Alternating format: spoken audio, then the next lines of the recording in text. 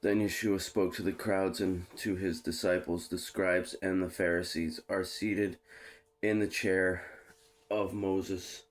Therefore do whatever they tell you and observe it, but don't do what they do, because they don't practice what they teach. They tie up heavy loads that are hard to carry and put them on people's shoulders, but they themselves aren't willing to lift a finger to move them. They do everything to be observed by others. They enlarge their phylacteries and lengthen their tassels. They love the place of honor at banquets, the front seats in the synagogues, greetings in the marketplaces, and to be called rabbi by people. But as for you, do not be called rabbi, because you have one teacher, and you are all brothers. Do not call anyone on earth your father, because you have one Father who is in heaven. And do not be called masters either, because you have one Master, the Messiah. The greatest among you will be your servant. Whoever exalts himself will be humbled, and whoever humbles himself will be exalted. But woe to you, scribes and Pharisees, hypocrites! You lock up the kingdom of heaven from people, for you don't go in, and you don't allow those entering to go in. Woe to you, scribes and Pharisees, hypocrites! You devour widows' houses and make long prayers just for show. This is why you will receive a harsher punishment. Woe to you, scribes and Pharisees, hypocrites! You travel over land and sea to make one proselyte, and when he becomes one, you make him twice as fit for hell as you are. Woe to you, blind guides, who say, whoever takes an oath by the sanctuary, it means nothing, but whoever takes an oath by the gold of the sanctuary is bound by his oath.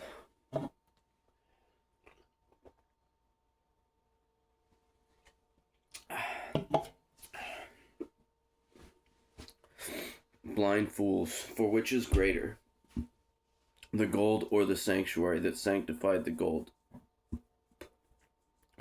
Also, whoever takes an oath by the altar means nothing, but whoever takes an oath by the gift that is on it is bound by his oath. Blind people, for which is greater, the gift or the altar that sanctifies the gift? Therefore, the one who takes an oath by the altar takes an oath by it and everything on it. The one who takes an oath by the sanctuary takes an oath by it and by him who dwells in it. And the one who takes an oath by heaven takes an oath by God's throne and by him who sits on it. Woe to you, scribes and Pharisees, hypocrites! You pay a tenth of mint, dill, and cumin, yet you have neglected the more important matters of the law, justice, mercy, and faith. These things should have been done without neglecting the others.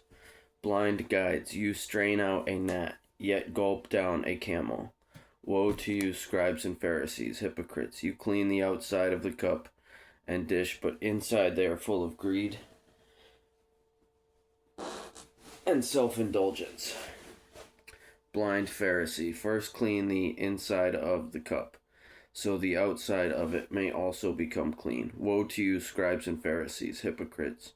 You are like whitewashed tombs, which appear beautiful on the outside, but inside are full of dead men's bones and every impurity. In the same way, on the outside you seem righteous to people, but inside you are full of hypocrisy and lawlessness.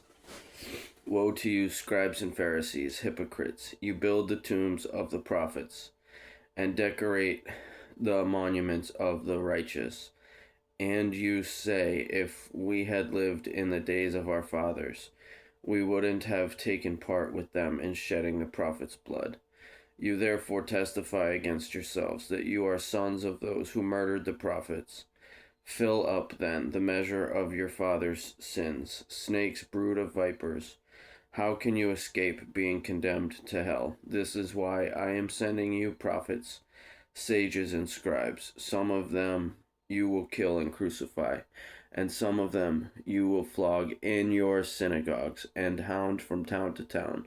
So all the righteous blood shed on earth will be charged to you, from the blood of righteous Abel to the blood of Zechariah, son of Berechiah, whom you murdered between the sanctuary and the altar. I assure you, all these things will come on this generation. Jerusalem, Jerusalem, the city who kills the prophets and stones those who are sent to her. How often I wanted to gather your children together as a hen gathers her chicks under her wings, yet you were not willing. See, your house is left to you desolate, for I tell you, you will never see me again until you say, Blessed is he who comes in the name of the Lord.